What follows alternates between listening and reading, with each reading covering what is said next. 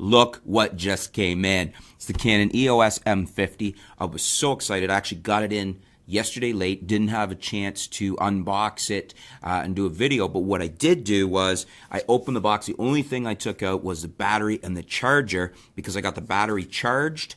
These are LPE 12 batteries, Canon LPE 12s, just so you know. They do fit a few other Canon cameras, and I believe this is the first M series to take the 12. If memory serves, the rest of the M series, I believe, uses the LPE 17. So it'll be interesting to see how the battery life is on the M50 with this smaller LPE 12.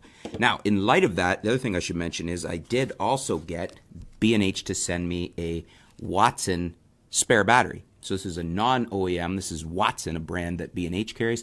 I've used these before. I've reviewed these before. I've had very good luck with them. I think they're good quality. The fit and finish on them is nice, and they seem to hold up just as well as the OEM Canon LPE batteries. So this is a Watson LPE 12 equivalent.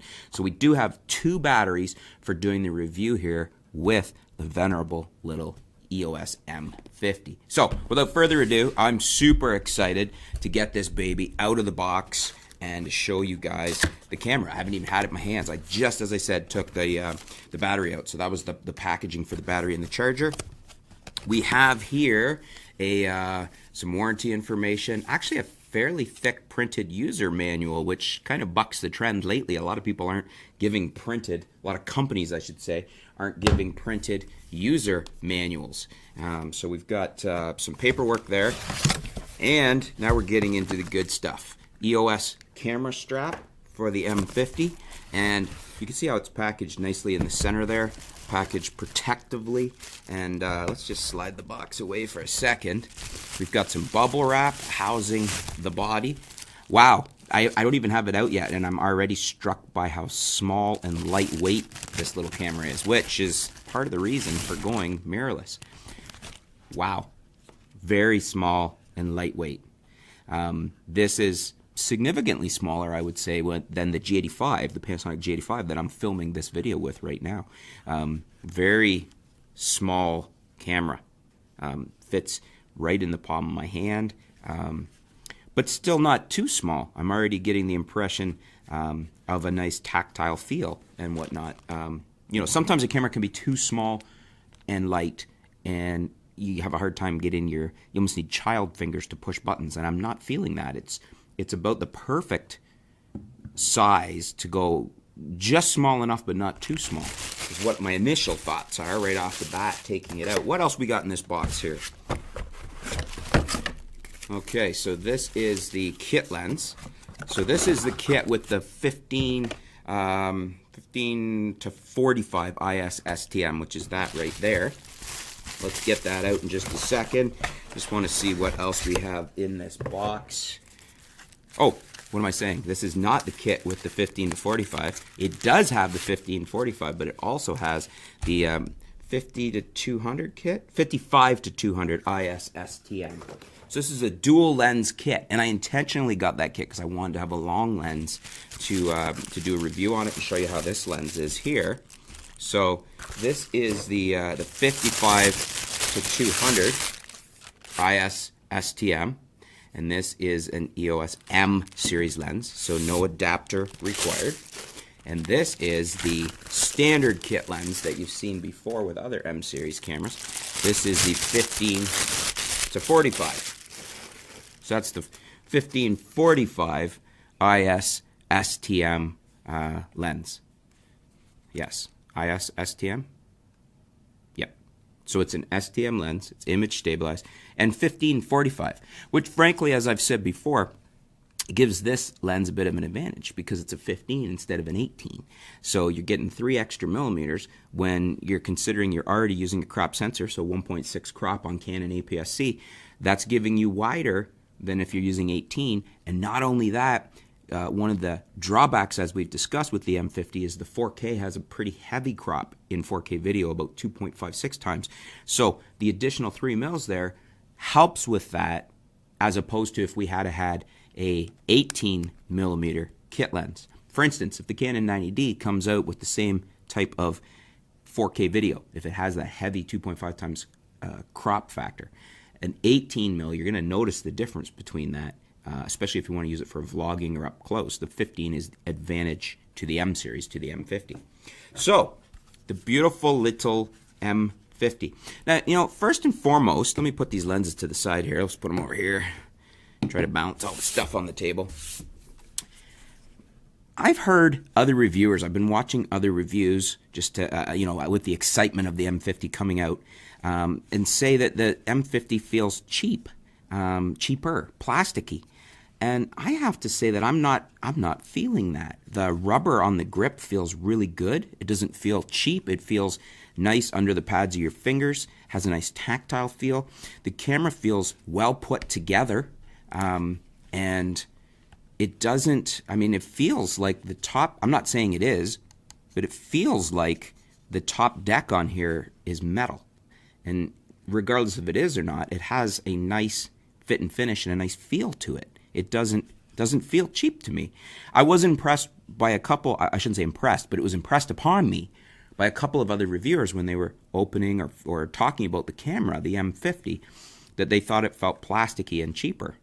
And as you know, I've been trying to figure out where the M50 actually fits in comparable levels of DSLR lineups. So that had me thinking that maybe it was a lower, more of an entry level, but I wouldn't say so based on fit and finish. I'm actually quite impressed with the fit and finish of the camera. It has the very nice, vari-angle touchscreen LCD. Let's pop the battery in here. So we have let's see, you slide it out. I thought that was a switch, but it's actually a removable hole cover on the bottom of the battery compartment, which makes me think, I'm going to have to check into that, but that makes me think that we can get an adapter for the M50, because why else would you need that hole in the battery compartment? At least that's what I'm thinking it's for. We'll check that out and get back to you. We'll put the battery in here, and I didn't bring a memory card in here with me, but that's all right, because I just wanted to turn the camera on, show you.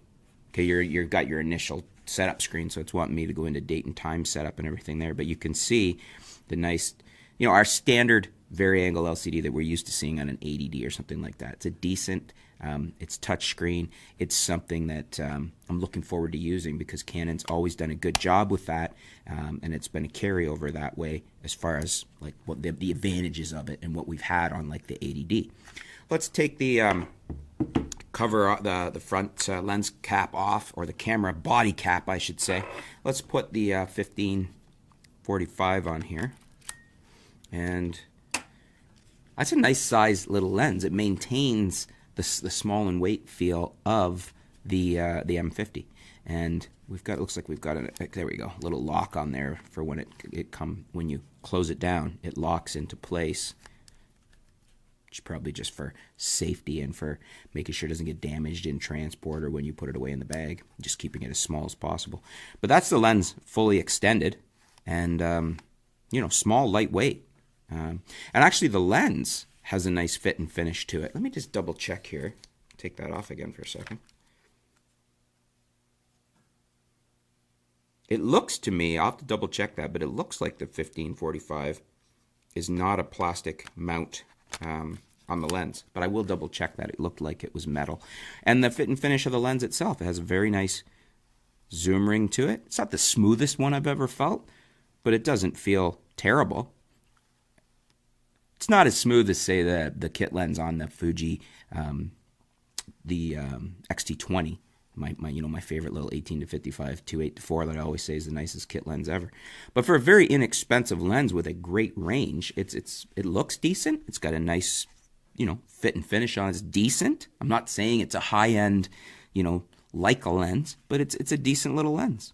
I would go so far as to say that the fit and finish and even just the visual aesthetic of it are nicer from an initial impression of than, say, the 18-55 that we get as a kit lens with a lot of the Rebels like the SL2. It's a nice little lens.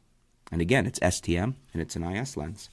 We've got the 55-200, just to show you what the difference is here. Let's close this lens down and put the front cap back on. We'll pop that on so you can see what the M50 looks like with the long lens on it.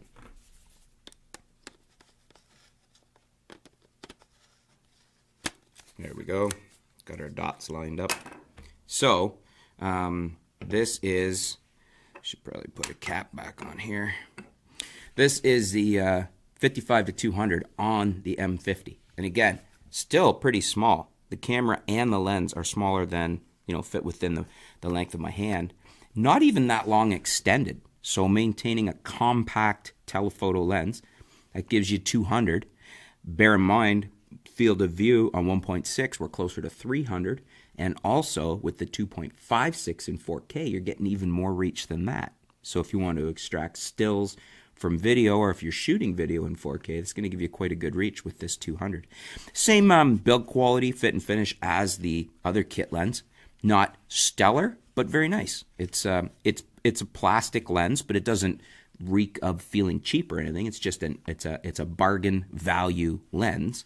IS STM, so it's image stabilized. It's got the STM motor in it, and I think the pair of these is a great option for the M50 or any of the M series cameras as a couple of kit lenses, which is one of the reasons I wanted to get it in this configuration with these two lenses to show you, because I think I'm gonna have to evaluate this and shoot with it. But I would think in the M series, I have my top 4 recommended lenses, top 4 best value lenses for Canon, and those are basically the APS-C lenses. We've got the 50 f1.8 STM. That's not an APS-C lens; that's a full frame lens.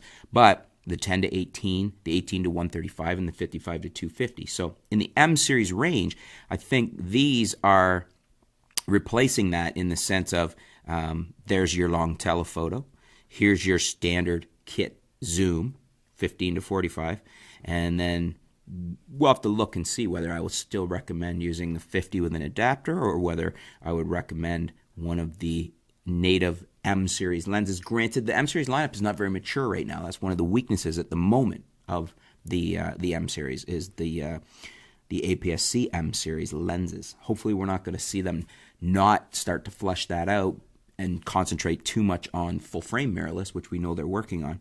Hopefully, we'll see more lenses in this lineup. But anyways, that's the camera. Initial impressions are really good. Actually, I think it's a sexy little camera.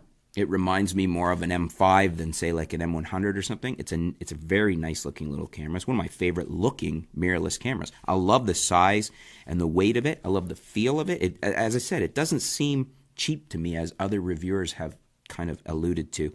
It seems to me like it's a very nicely made camera at a very good price. I don't get the impression at all of it feeling cheap or low end. So I'm pretty impressed with it. Initial impressions. Looking forward to shooting with it, getting it out there, getting some shots, playing with the video. I want to see what the 4K is like. I want to see how this crop affects me. I want to try the Canon app, see if we still get tap and focus with it. I want to try the slow-mo, the 120 frames per second. There's a lot of things I want to try with this camera in the review, so stay tuned. I'll be addressing those. We'll be putting out smaller videos addressing each of the questions, and then we'll be doing a comprehensive review.